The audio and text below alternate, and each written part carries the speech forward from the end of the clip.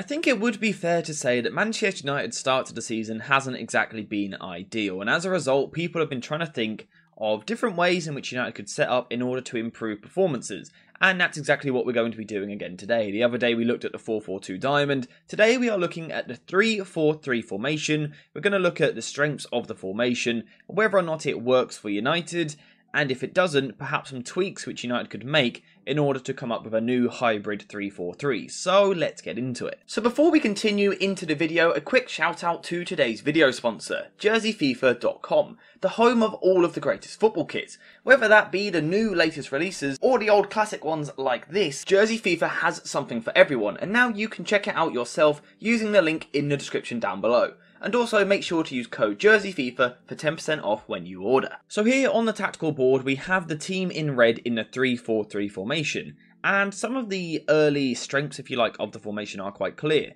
Initially we have the back three. Now the benefit of a back three is that it allows you to outnumber most teams which are going to press. Most teams will often press either with one forward or with two strikers. Building with a back three allows you to outnumber this. We also have the solid base of a double pivot in the midfield. Now what you will typically see in this formation is that one of them plays a little bit deeper, whilst the other is a bit more of a box-to-box player. However, neither of them are given too much attacking freedom.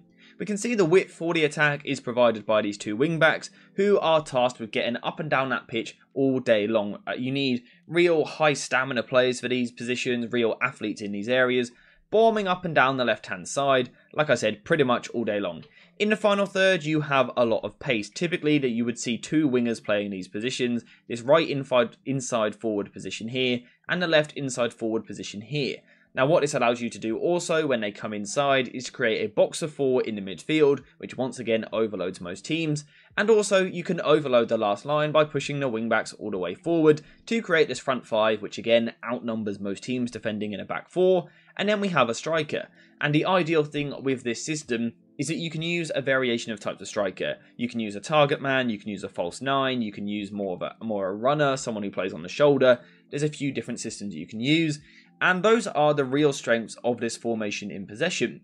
This formation though is also good out of possession as well. For example, you can press really well in a high press. What we will often see in this formation is that the striker becomes more of a 10 and drops onto the opposition pivot. The two inside forwards mark the centre backs. The wing backs can push all the way high onto the full backs. We then go man to man with our double pivot in midfield, and then man to man at the back as well. This is a real strength of the back three formation. And then also you can go even more defensive if you want. Drop the wing backs all the way back into a back five. Another main theme of this formation though in possession is the libero in the centre-back position. This middle centre-back is very often the one responsible for taking his time on the ball but stepping forward into the midfield to be a real ball player and progress forward the side.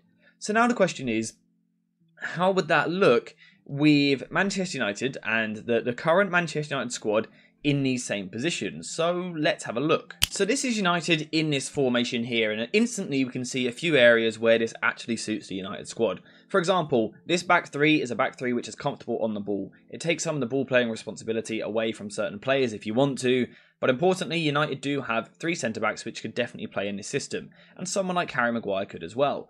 United also have the perfect players to play in the double pivot in Casemiro and Amrabat as well. Players which don't want to bomb forward all day long, but are a bit happy to stop a little bit deeper, control possession, particularly in the case of Amrabat. Players like Kobe Mainu, Scott McTominay and Christian Eriksen could also arguably suit these roles. In Reguilon we have a player who would certainly suit flying forward on the overlap. Mason Mount has played this very position and formation before. Rasmus Højlund can still play as a striker on the last line, and Marcus Rashford is in his best position for the first time in his career, the inside forward position. So on paper, initially, it looks quite good. However, we still have some problems. Something we spoke about in that back three shape earlier, typically, is that the middle centre-back is a libero. This is the player responsible for building and dominating possession. Rafael Varane cannot do that. We also spoke about a high-flying right wing-back. Wan-Bissaka can't do that. Can Diogo Dalot do that? Not really sure. And also, perhaps the biggest problem here is that there is no Bruno Fernandes in the side. You've got to have Bruno Fernandes in your side, and this formation naturally doesn't really provide that. The other issue is with the pressing structure. We spoke about the striker will often become a 10 and drop into these areas on the opposition's pivot, with the two inside forwards pushing higher. Is this really ideal? Mason Mount and Marcus Rashford being the highest presses with Rasmus Højlund in the midfield? Probably not.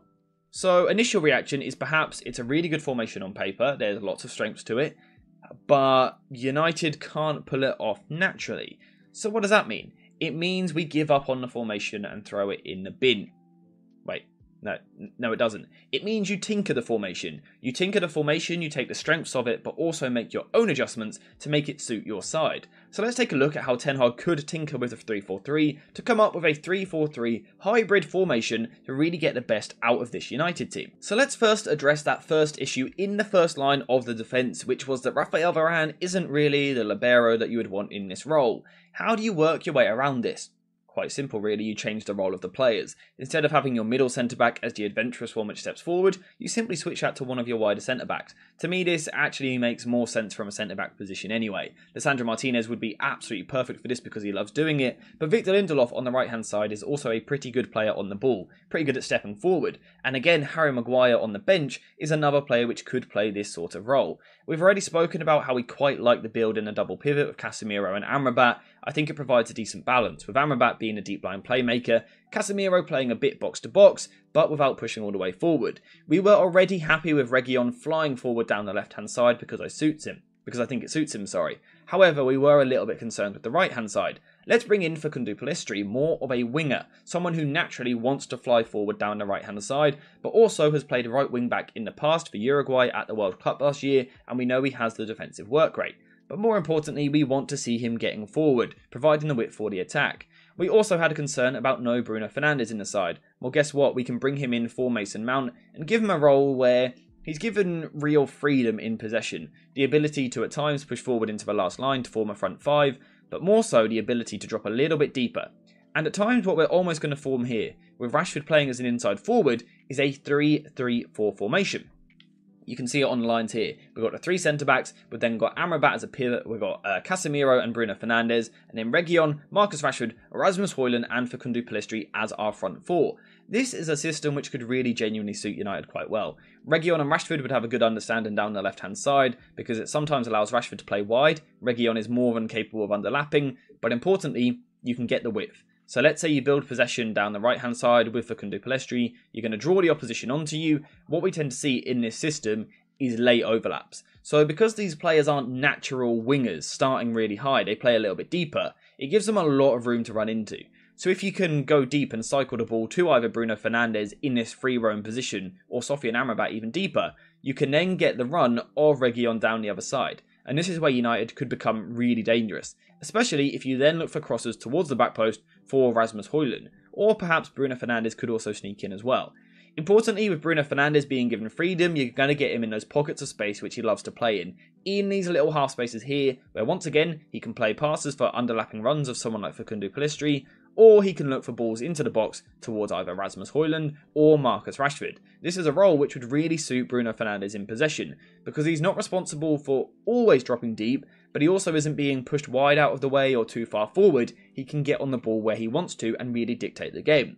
As we've said already, it also really suits Marcus Rashford as well. The inside forward position is his best role in the side, with someone overlapping him down the left hand side without him being responsible for being the main man up front. He can get on the ball, stand up defenders, go on 1-versus-1 dribbles, get to the byline and put the ball across the box, or he can cut inside onto his right foot to fire shots at goal. This slight tinkering of shape also allows United to fix that pressing problem as well. We can still use the two wing-backs nice and high to apply pressure to the full-backs. We can still have Marcus Rashford, the inside forward, pushing nice and high on one of the centre-backs. However, the problem before was that we had our other inside forward too high and Rasmus Højlund too deep.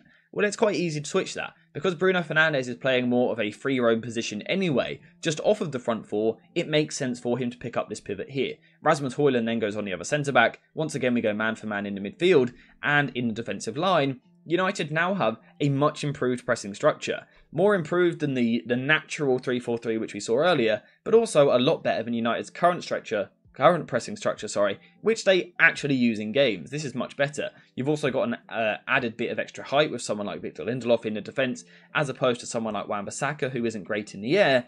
I genuinely think on paper this formation works quite well. However, I do still have my concerns, and there are reasons that I probably wouldn't use it. The main reason I probably would stray away from this formation is largely because I just don't think the United squad has really been built for it. For example, if Anthony or Sancho were to return, it doesn't really suit Anthony playing inside.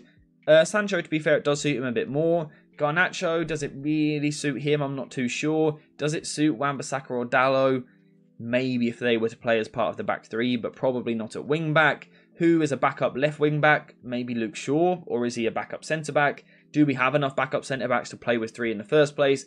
There's a few things which just make me question how well it really works, basically. Also, you spent so much money on Mason Mount in the summer, and this formation doesn't even get him in the starting 11. There are certainly downsides to the structure.